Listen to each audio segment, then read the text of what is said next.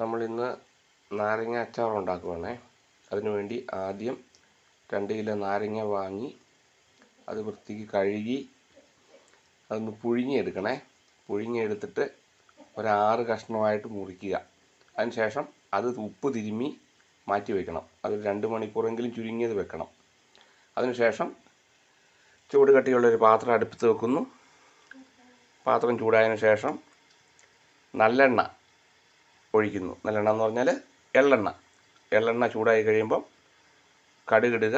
കടുക് പൊട്ടിക്കഴിയുമ്പോൾ കുറച്ച് ഉലുവ പൊട്ടിക്കഴിയുമ്പോൾ ഇഞ്ചി, വെളുത്തുള്ളി, പച്ചമുളക്, കറിവേപ്പില ഇത്രയും സാധനങ്ങൾ അതിനകത്തിട്ട് നല്ല രീതിയിൽ വഴറ്റുക.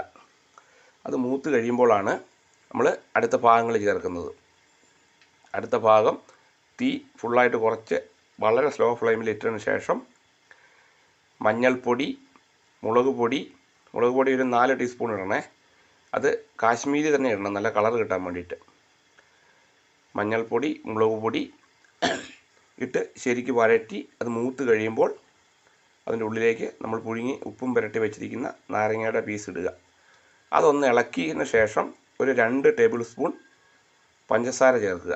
പഞ്ചസാര ചേർത്ത് ഒന്ന് ഇളക്കിയതിന് ശേഷം വറുത്ത് പൊടിച്ച കായവും ഉലുവയും വറുത്ത് പൊടിച്ച പൊടി ചേർക്കുക. അവസാനം വിനാഗിരി ചേർത്ത് കൊടുക്കുക. പിന്നെ അച്ചാർ പൊടി ആവശ്യമുള്ളവർക്ക് ചേർക്കാം, ഇല്ലെങ്കിൽ മുളക് പൊടി അതിന് കണക്കായിട്ട്, എരിവിന് കണക്കായിട്ട് മുളക് പൊടി ചേർത്താലും മതി. ഓക്കെ, അപ്പം ഇതൊക്കെ ഏകദേശം മൂത്തിട്ടുണ്ട്. ഇനി അടുത്ത ഭാഗത്തേക്ക് കിടക്കുന്ന വീഡിയോ അടുത്ത് വരും.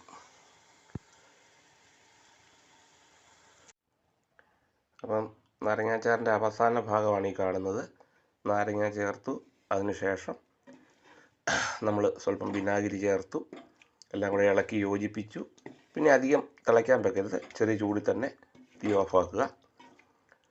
ഇനി നമ്മൾ സ്വല്പം ചാറെടുത്ത് ടേസ്റ്റ് ചെയ്ത് നോക്കുക, ഉപ്പുണ്ടോ എന്ന് നോക്കുക. ഉപ്പില്ലെങ്കിൽ ഉപ്പ് പൊടി ഇട്ട് കൊടുക്കുക.